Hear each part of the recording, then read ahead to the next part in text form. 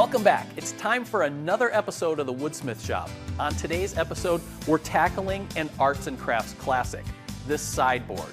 Now what I like about it is it's small scale, perfect for a small house, but you could use it in a variety of rooms too. But there's a lot of woodworking here that's just as enjoyable. We'll work on gluing up solid wood panels, constructing legs that look great no matter what angle you're looking at. We'll make strong and sturdy drawers and a casework assembly that goes together really easily.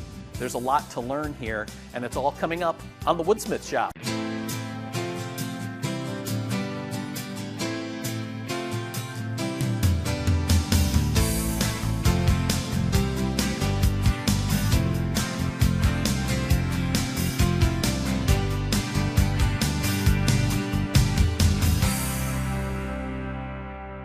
You know, Chris, I don't know if there's something that screams woodworking and a woodsmith design like a craftsman piece like this.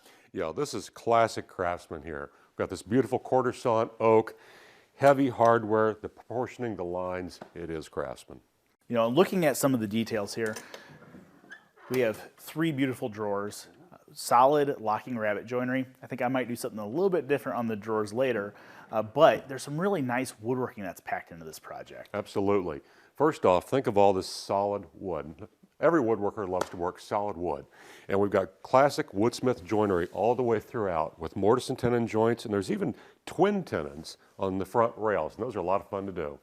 You know, one of the things I like is we have this really big solid top, and that gives you a good chance to pick out some really nice grain on your project and really showcase it off. Absolutely. Hey, another great thing about this piece, it's just the right size for about anywhere in your house. This is a project that could fit well in your dining room, your kitchen, your family room.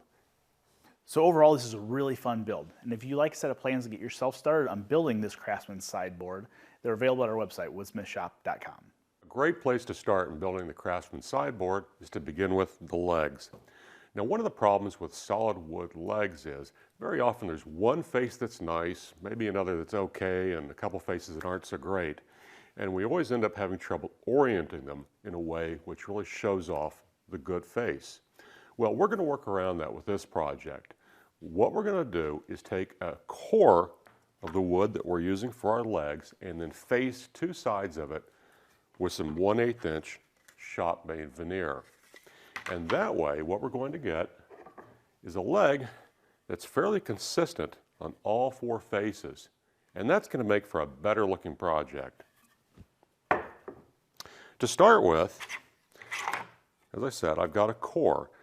I'm going to lay it on top of a spare piece of veneer to lift it up off of my work surface. And I want to do that because the veneer is cut extra wide.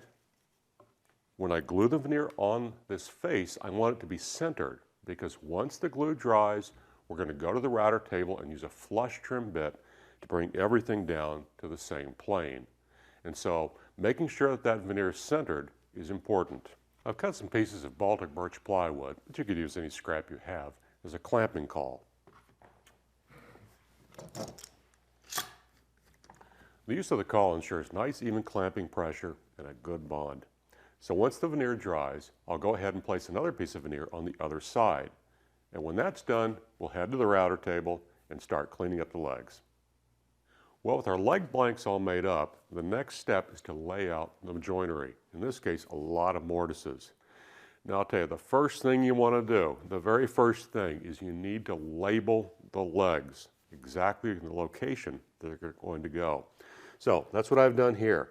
Front left, front right, rear left, and rear right, because it is so easy to get things confused.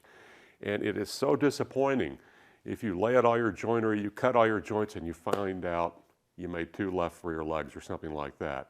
So label everything very carefully.